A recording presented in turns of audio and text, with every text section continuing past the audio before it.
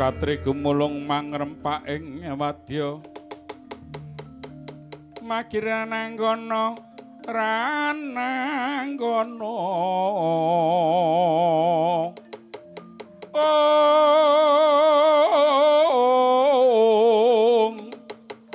ora nanggana magawe gelarira wang-wang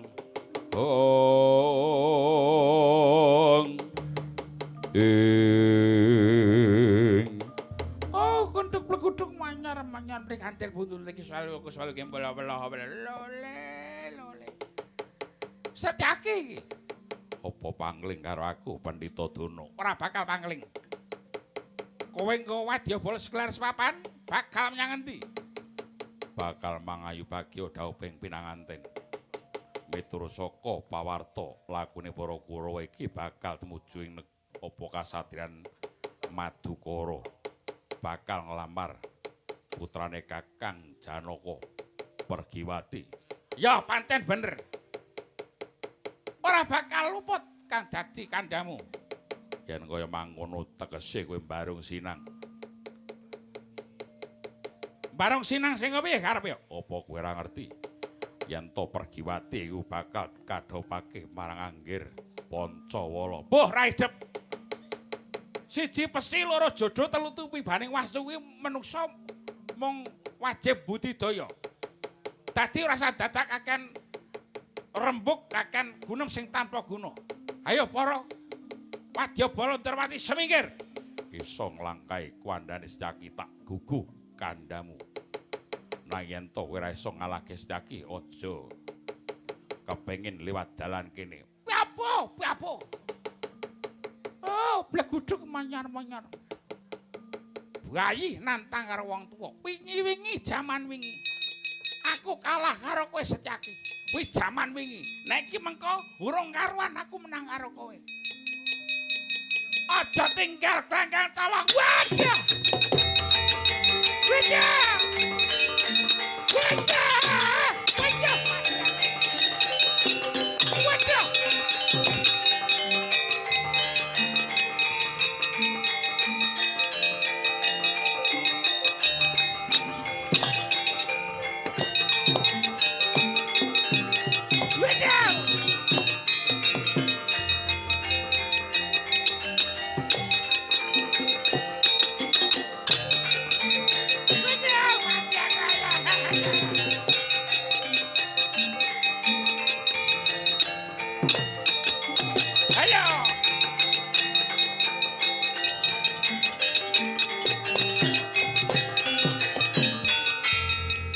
Kakang Dono dadak takon. Oh, kene diajar Setyaki dadak takon pripun? Menang napa kalah? Pangestuipun Dek Patih kula kalah. Kalah njaluk pangestu. Aduh. Karep kula niku Setyaki kajenge wedi kula gertak. Wingi-wingi jaman wingi Setyaki kalah karo kowe. Jaman wingi. Nek iki mengko urung karuan aku menang karo kowe. Niku tegese sampean kalah. Napa nggih? Lah ya nantang kowe ku walik kok. Maju perang. Aja tinggal klekang tolong but ngeten mawon. Nganti kula mboten eling kula diajar, ditendang, dipolo, dibanting, dijebleske, digajul. Kontal ten mriki ketok ten mriki nggih enten sing nendang kula. Nganti bablas ten karo Setyaki. Lah, Setyaki ngerti. Kula tekan mriko nggih digajul, ditendang. Kari dhewe niki wau tendangan pojok. Tendangan pojok niku napa? Penalti niki wau. Lah kula ditendang tekan mriki kok ketake sampean ajeng melu nendang. Sing ngomong sapa? Wong kula niku mung kepengin karo kridane Setyaki. Ah, kula krasa sampeyan nggih nendang kula. Kula niku kepengin kalih kridane Setyaki. Kepengin napa? Ing atase cah enom kok le sigrak giyak kados nika. Nendangin dadak nganggo kendangan blantak. Oh, lah kok nendang tenan. nek mboten ditenani niku mangke ndak mboten apik turu ora marem. Aduh mati aku. Ning ya bener kok Setyaki niku cah enom kudu cerdas. Terampil trengginas. Nendang dadak nganggo kendangan latak. Kula kok sampeyan sing nendang kula. Kajenge tembayatan gotong royong nggih ngeten iki. Sampeyan sing nendang kula sing nendang. Oh, sampeyan iku werna-werna. Nek cara kula isin musuh Setyaki kok kalah. Maju malih. Nek cara kula kok mboten. Isin tinggal dingkluk ilang kok. Ning nek niki sampeyan mboten tanggel babakan lampah menika Kakang Dono wirang ing jagat. Oh, ampun semelang Dewate. Kula badhe ngginakaken pusaka Sukalima sing anyar niki. Pusaka Sukalima Cundha Manik sanes. Niki tekeh bungkusan plastik kok. Anyar. Oh, tumbas ten Shopee napa? Ngerti-ngertine. Mboten niki pancen pusaka kadewatan. Nek kula lepaske mongko niki kadegdayane ngungkuli, kadegdayane buta. Oh, ngungkuli tenagane buta. Nggih, kaya napa mang lepasake. Mang tonton.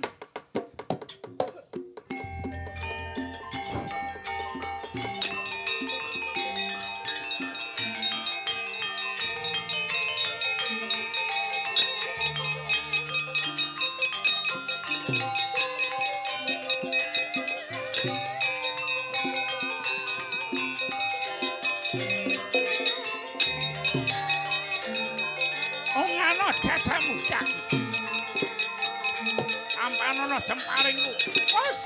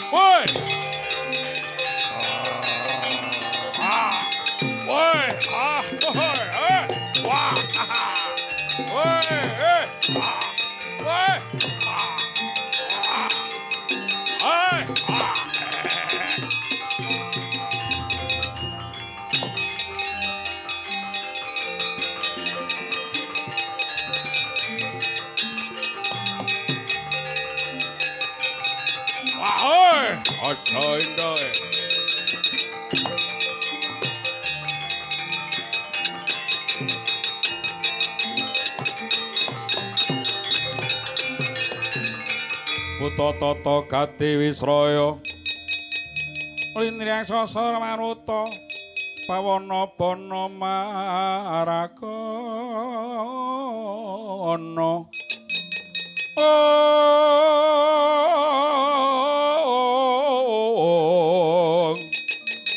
Wisikan makulingan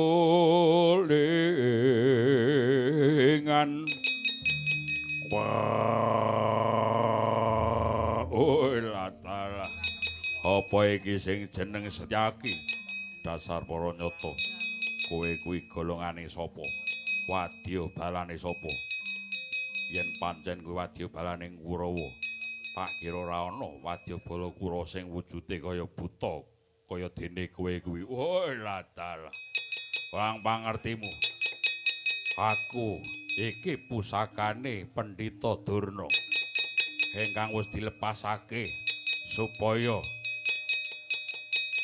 mateni kowe Setyaki ora patut banget yen pancen kowe mangkon maju tanding Setyaki. Woi, gaglak limpamu. Woi,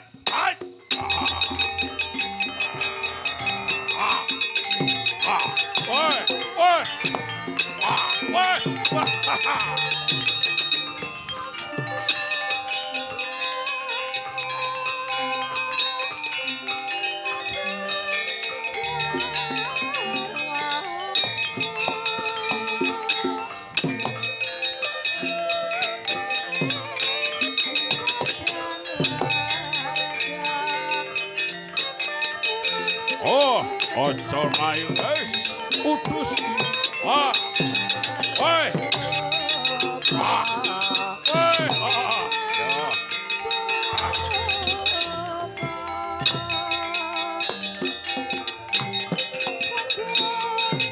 Ya. Udus. Wah iya. Oh. Woi. Woi. Wah. Wah.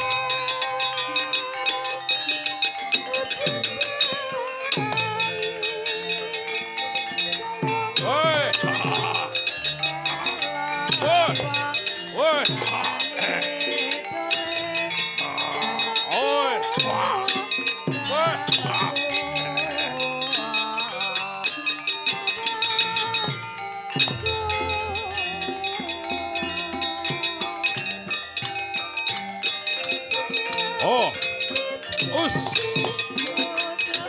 wah, wah, waduh, wah, wah, wah, as, wah, wah,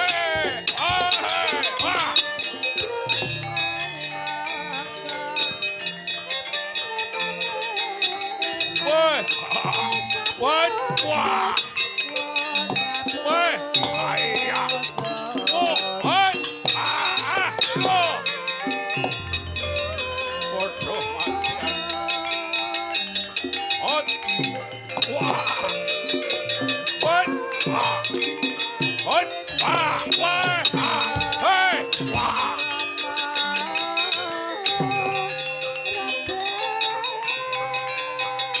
woi, wah, kecian. Woi, wah, hotel.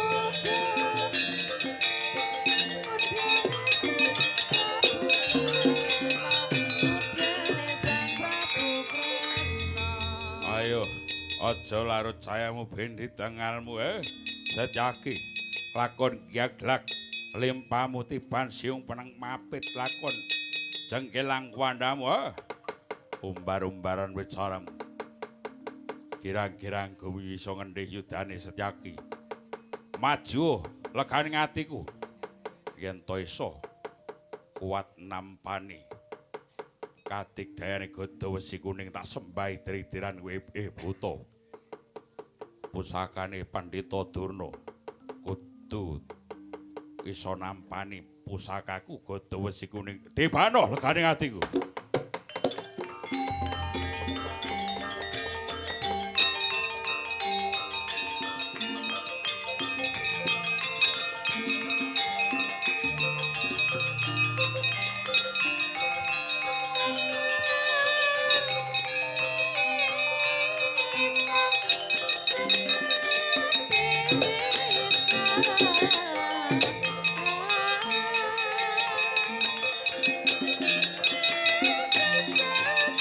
Oh, ha. Halo, papu.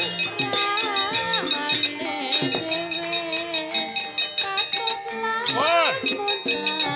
Wah. What? Wah. Wah. Atos awake Lilio. Bus. Wah.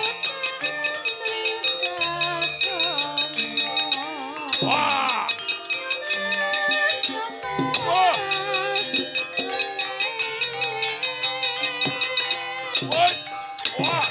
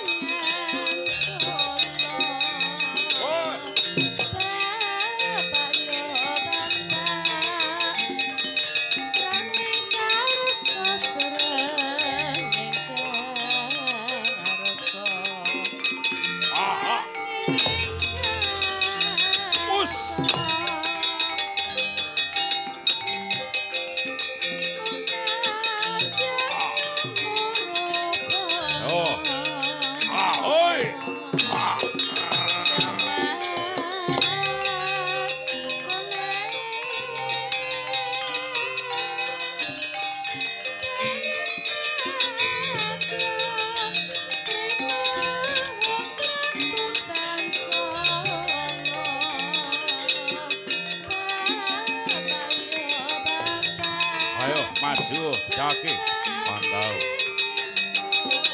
wah wah wah waduh wah iya wah iya wah iya wah wah iya wah wah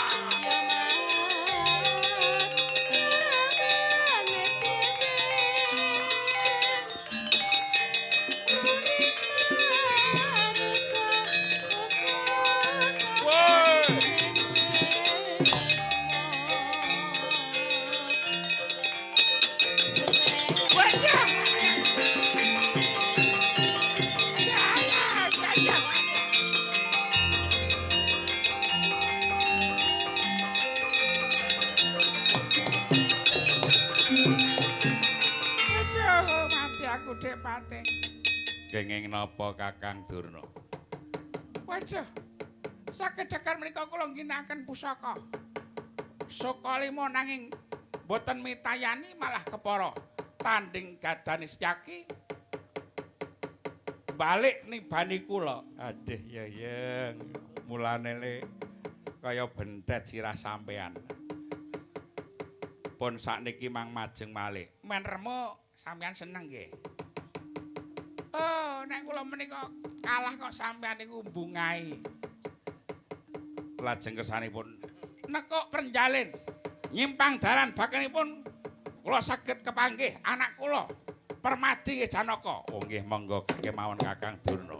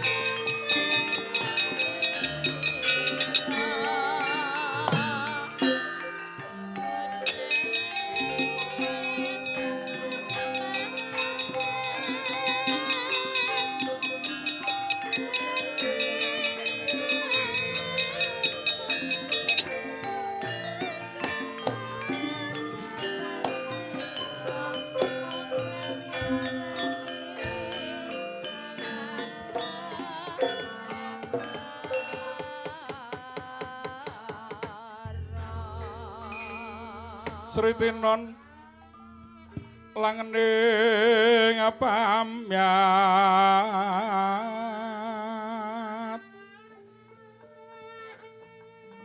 busana maneka warana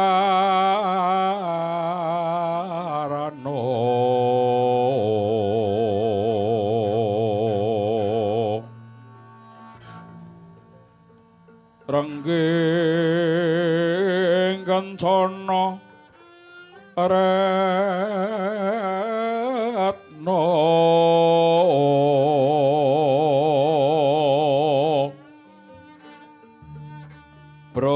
probandira layuku mitir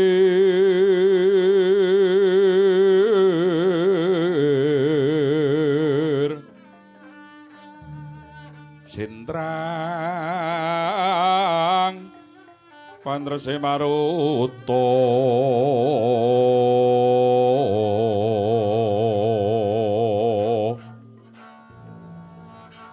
serna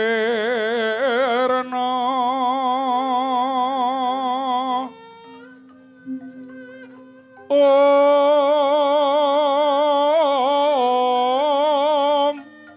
kumaraning wi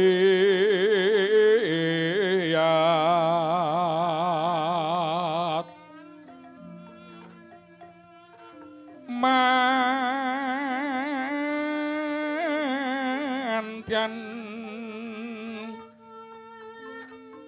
lera gumlepeting twaca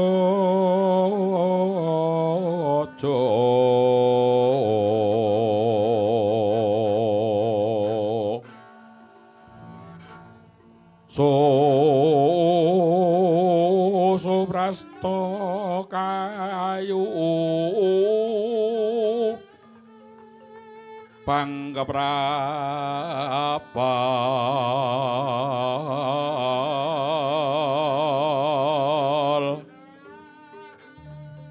puspita handraing siti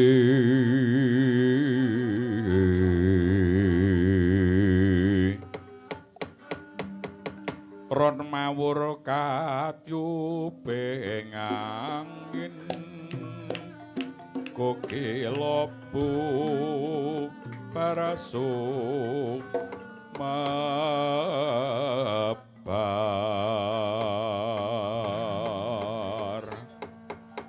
oh capo wis paripurna denira Wancakara Raden Haryasyaki mungsah para Kurawa. Para Kurawa mundur ganggang colong pelajar nalika semanten katrajang kadigdayani Raden Haryasyaki ingkang nyata Den Ayaminata Ndrawati Prabu Sri Bathara Kresna satemah ungguling yuda. Sigra nyimpang marga Sang Pandhita Durna ngirit sangjaning para Kurawa. Oh, capo. Gandya Kang Winursita ado ginawi cerak ginawi adu yekti tunggal papane nanging siji caritane. Mangkono ingkang dumunung wonten negara Jurang Parangsuh Nalendra Yaksa gagah ingkang nalika semanten keparang lenggah Stinggil Binatrata yen Cinandra saka Mandrawa yekti kaya dene Nalendra Yaksa ingkang sekti mandraguna.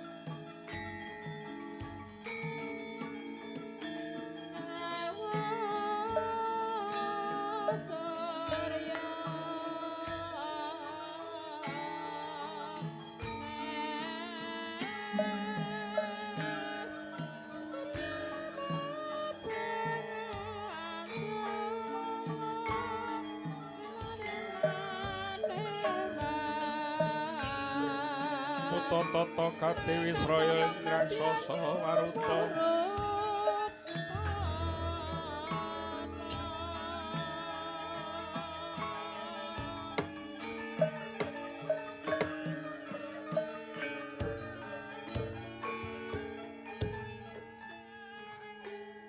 Dewi Makanda Dewi Wilanganur Makanda adegan ingkang kaping 2 yakti kagambaraken ing negara Jurang Parangsuh negara ingkang ageng nanging datan agung nadyan tawus ayom nanging kirang ayem apa ta darunane mangkono yakti ing mriku keh candala ingkang hambeksia Durjana Juti Miangguna Desti tenung cantet bundet piluta-pulutan kang teluh breja madat madon main lan minun wis dadi pakulinane para Nayaka Praja wedhahipun para kawula negara Jurang Parangsuh. Saben wanci dalu kencar-kencar pinajaran damar sewu lisah jarak yang golo-golo. Sanggen-gen keh pawungan kang sami suka parisuka memangun sukaning manah. Gumyak gumrenggeng swaran kang katungkul ngabotoan. Keplek kecek dadu kopyok yang domino ceki remi uga rakeri. Sinelan guyulat talatah tondo yen unggul denya kasukan. Nanging ugi senenggak santak kang kasoran pisuhe ndridil kaya maling kudanan. Wonten malih wis mualit remu-remu sorote pandhan kawurian lengkat-lengkot lelewani milangoni. Sulaing para tuna susila kang arsa amikat priya kang lagi lali garwa kulawan putra. Satemah larut keruting ngekarman. Unjuk-unjukan kang mawa wisa. Pating ketandap, pating gelayar satemah dawah ing sak marga-marga. Nenggih sinten kang minangka gegununganing para kawula negara Jurang Parangsuh. Ing kono Sang Nalendra Yaksa keparang lenggah dampar kencana nenggih menika ingkang jejuluk Prabu Yaksa Kumara.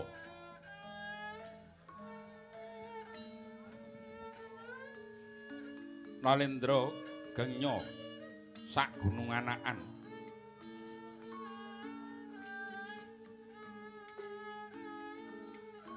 Netra pindha Surya kembar grana yah cantiking baeta untulir glaji waja. Tutuk pindha gawa menga yen to petak kaya gelap yen waing kaya gluduk. Rikma denadul-adul binelah kanan saha kering kaya grumbul ingkang gegirisi.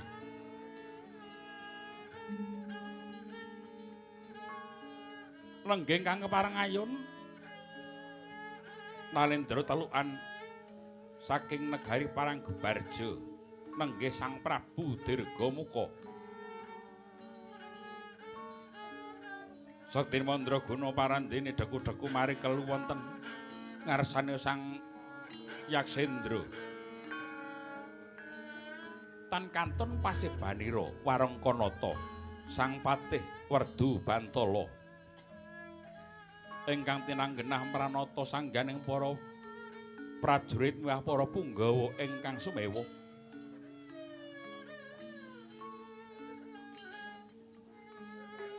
Mangkono dumpe wus lenggah satata sang nata kepareng amedhar sabda gereng-gereng ageru-geru swantenira.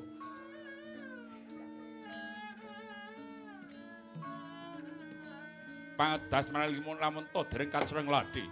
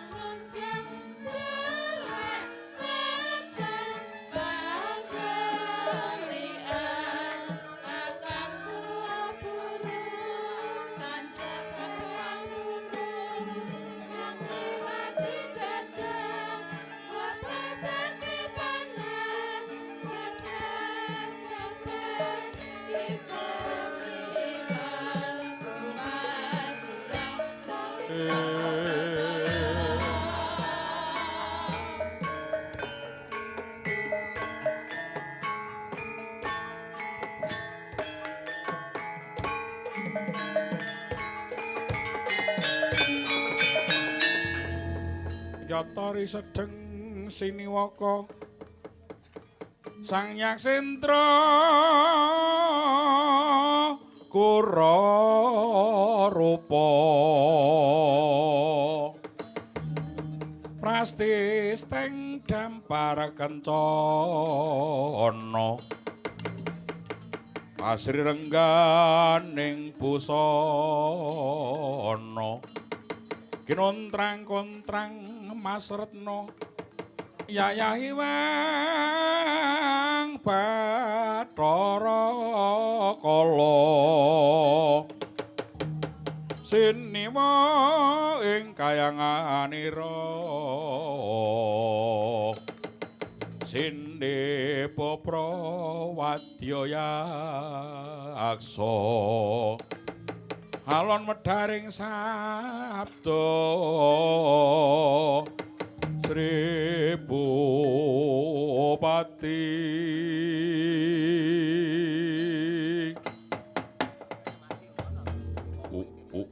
latalah gojleng-gojleng arca koblah-blis lanang lakune cek-cekan mengkota Yayi Prabu Dirgamuka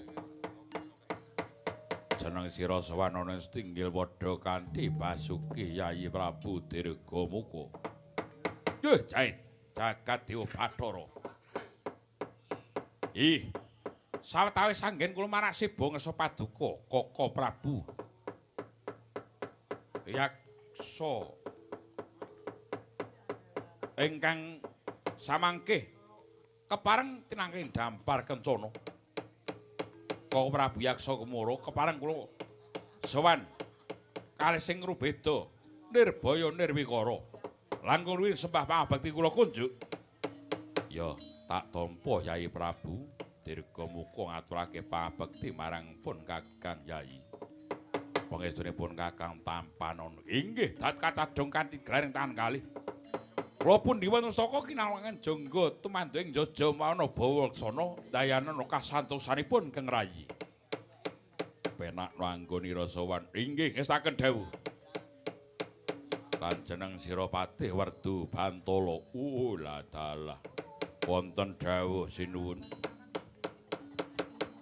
Padha kanthi rahayu piswanmu ana setinggil negara jurang Parangsuh. Kawula non boten kirang setunggal napa sowan kula Kanjeng Sinuwun kepareng kula ngaturaken pangabekti kula kunjuk sinuwun ya tak tampa Patih Werdu Bantala pangestu Tampanana teh inggih dat kapundi sinuwun kejaba kang sawe iku bali marang Yayi Prabu Dirgamuka nyadong dawuh Prabu marmane Yayi Prabu adoh tak gawe cerak-cerak tak wraketake ing kene ana wigati sing bakal tak andharake marang Yayi Prabu. Pun Kakang sajak ora kuciwa jumeneng nata ana ing negara jurang Parangsuh kene. Nanging batinku sing durung trima. Sebab napa?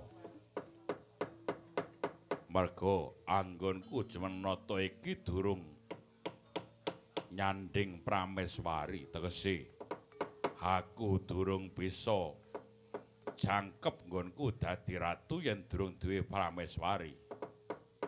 Lah dalah lajeng kesanipun menapa sampun wonten wanita ingkang dados katresnan paduka ing samangkih Kaka Prabu? Ya nyatane ana wanita sing dadi katresnanku sing gegawengan dunung padane netra sing ora isa tak lalekake. Ya mbok menawa iki jodoh dhawuhku ing kene dadi calon prameswariku. Menika putri saking pundi, Kaka Prabu? Putri saka Madukara Atmajane Raden Janaka ingkang sesilih Pergiwati. Oh. Uga nampa sasmitaning dewa yen to aku iso duwe garwa prameswari putrane Janaka ingkang sesilih Pergiwati. Wah, aku dadi ratu Gung Binedhara, Yayi Prabu. Sesaking Rananggana ora nanggono magawya kelar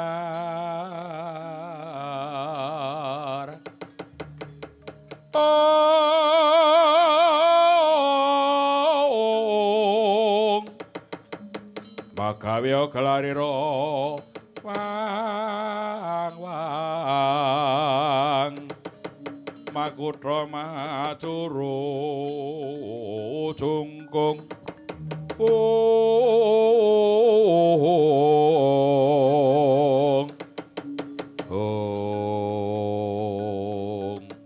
walatan inggih prawi ngaten lajeng dawuh paduka Koko Prabu kados pundi menawi kula sagah tinanggenah minangka dados duta paduka nglamparaken putri saking Madukara rasa dadak dilamar. Yen to dilamar ora bakal diwenehake, mengko aku dhewe sing bakal jwangkah tak colonge. Iki mesti kena lan cetha dadi garwaku. Oh, yen kados ngaten kula sepanggaken, mung aku njaluk Yai Prabu budalaken sangyaning wadyabala supaya tutwuri lakuku ngawat-awati sak lakuku mengko. Mbok menawa anggonku ndusta Putri Madukara mengko kadenangan Bathara sing bakal nyekel akuku. Ngestaken dawuh. Nyuwun pamit madal pasilan. Ora ana dawuh maneh kejaba iku. Mara budal dina iki. Ngestaken dawuh Koko Prabu.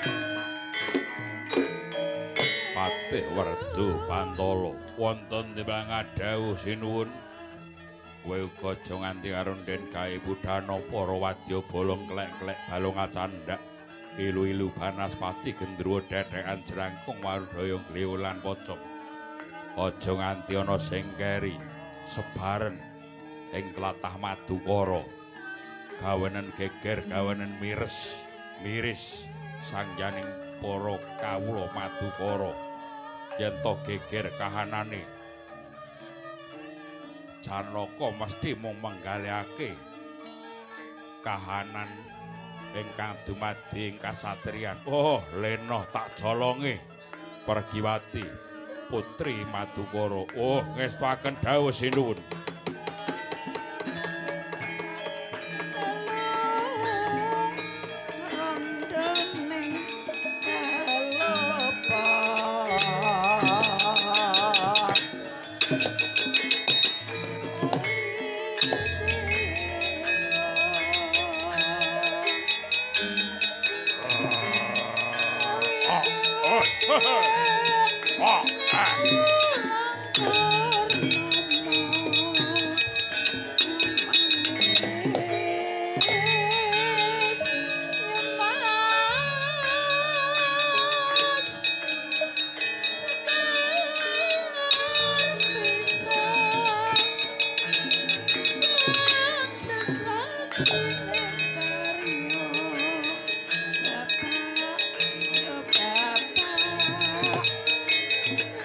Sampai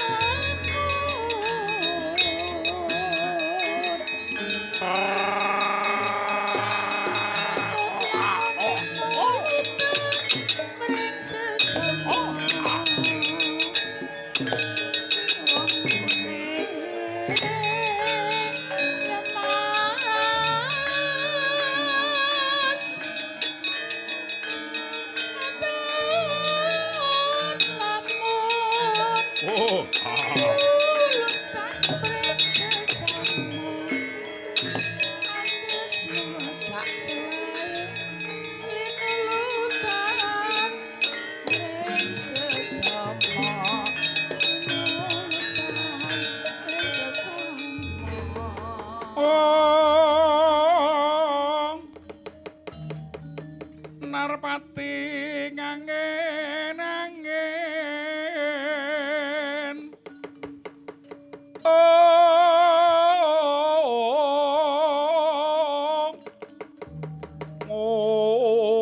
payanandri bawana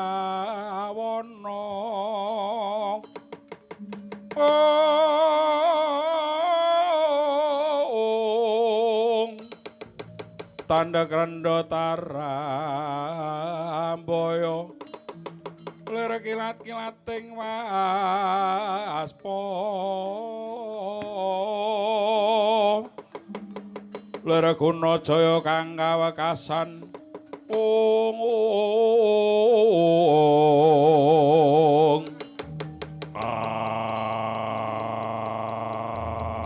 ora ta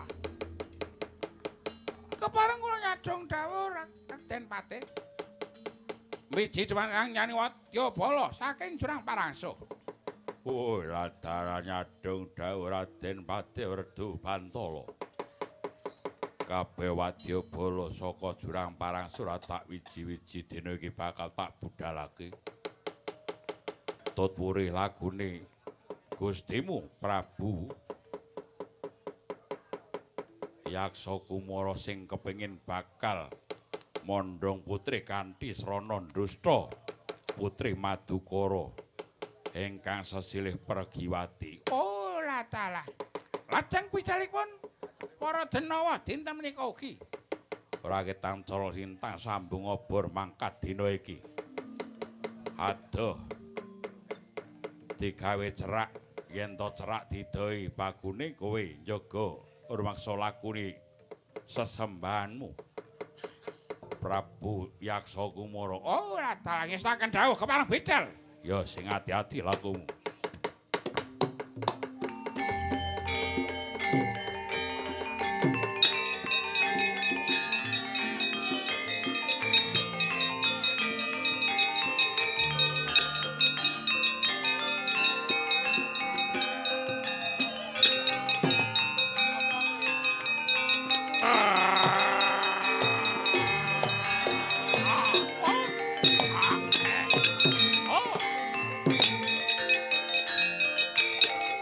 Oh!